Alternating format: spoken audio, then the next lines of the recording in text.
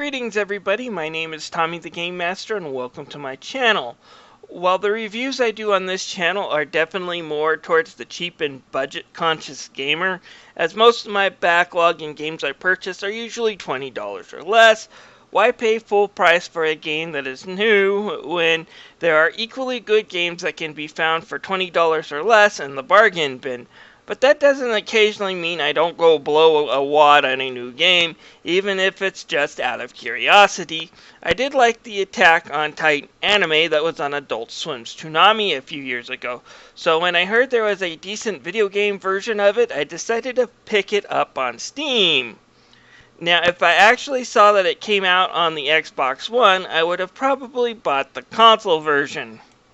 But considering how there aren't many anime games on the Xbox One, it's not surprising that I would assume that this wouldn't be on it. I already told you in my previews the problems with the Steam version. It runs on Windows 7. Unless you got a souped up video card, you also have to turn off all the effects in order to get a halfway stable frame rate. But outside of those problems, is this game any good?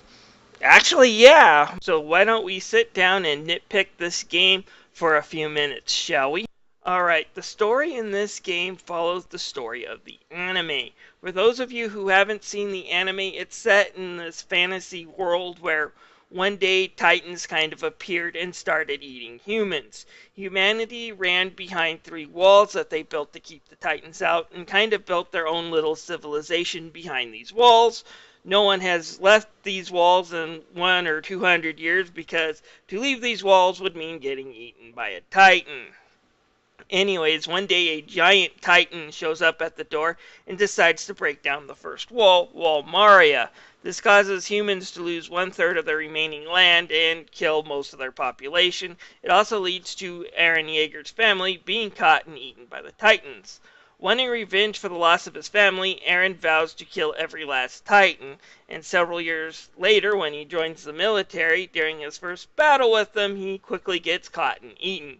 However, rather than becoming Titan poop like everyone else, Eren finds out that he has a unique ability that he can turn into a really giant and really pissed off Titan. So is Eren's humanity only hope, or is he their downfall? Yeah, the anime never really finishes answering this question, but the game goes a little further than the anime, and we even get introduced to things like the Beast Titan and a few other story points that were never brought up in the anime. Unfortunately, the game does this in the most BS way possible, but I'll get more into that later. Alright, so nitpicks about this game's frame rate on my rig aside, the game is actually incredibly fun. It's an action game, and following the series, the game characters use something called ODM gear to jetpack around and anchor themselves into Titans so they can hit that sweet spot on the back of the Titan's neck that will permanently put them down. To say the game feels like a Spider-Man game is an understatement, as you have to zip back and forth using ODM gear through these various arenas. The controls take a little bit to get used to, but once you get the hang of them, zipping around and fighting the Titans is easy and kind of fun. So how are these behemoths fought? Well, the only way to kill one is destroy the back of the neck. However, the arms and legs can also be attacked for extra materials and points. It keeps them from moving around as much and defending that nape area. Attacking has you locking into one of these areas and firing your hooks, like you would into a building, then your character will dash towards it. Pressing Y at the right time will cause you to strike that area for damage. It's fun and kind of rewarding. In the end, while killing these things can be a bit repetitive, it is still a lot of fun. Again, like I said in my early preview, the game has you having to do side missions in order to refill your gas and blades. It's necessary to take a few of these to have at least 1 or 2 refills while playing, but I never really found like I needed to manage my inventories or really worry about it. Once they get red, I just popped in one of the refills, which I had plenty of. So it's kind of pointless for the most part. Only one mission on some of the side missions at the end that I run low, and it was an area that purposely hid refills from me. And then I did have a little problem, but only in one area. So for the most part, it's completely forgettable that this is even a thing.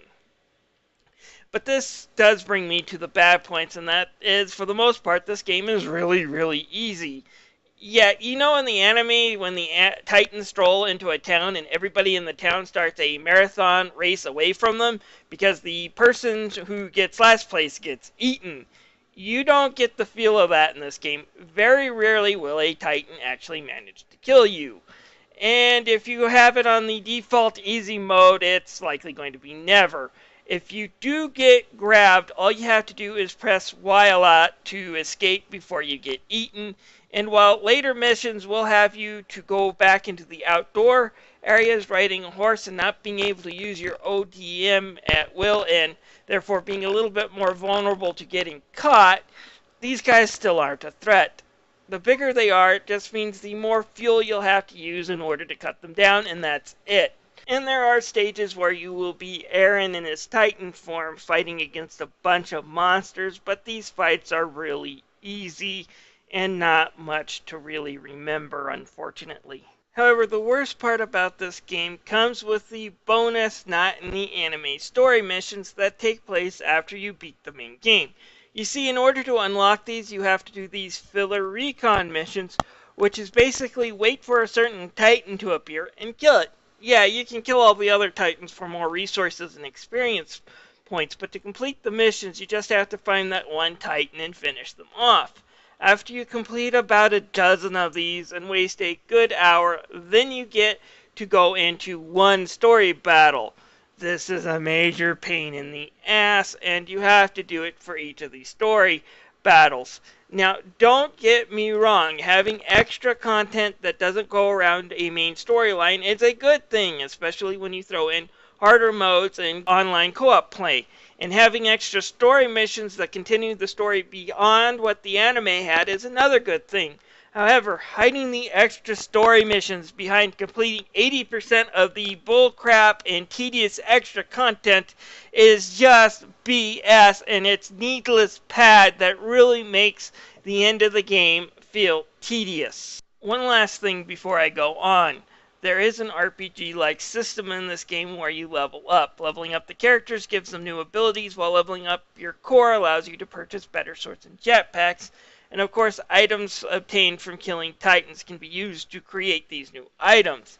But it actually is a lot less than it sounds. Simply put, all you have to do is make sure you talk to the people who handle your upgrades every few missions to make sure that you get something somewhat current, and bringing down the titans isn't that hard. Again, the game is really, really easy, and the RPG system is just so tacked on. It's a shame because just the amount of items you can collect and stuff you can build, you think there would be more to it, but it's just not there. I don't feel like I really should go into too much detail about my view on the graphics, knowing that I didn't experience them the way the developers intended.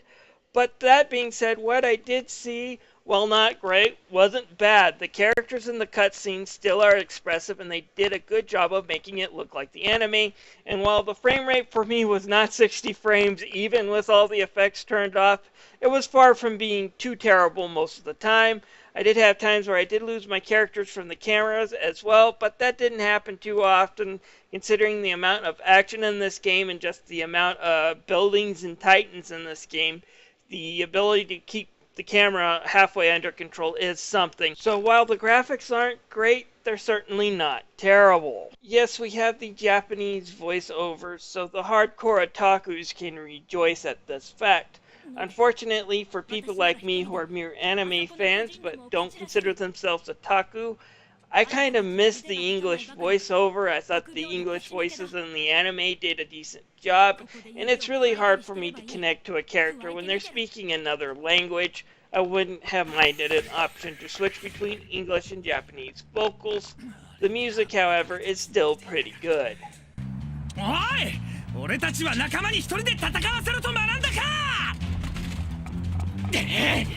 While Attack on Titans does have a lot of really fun moments, and overall I did enjoy the game, I can't say I really recommend it for the full retail value of $60.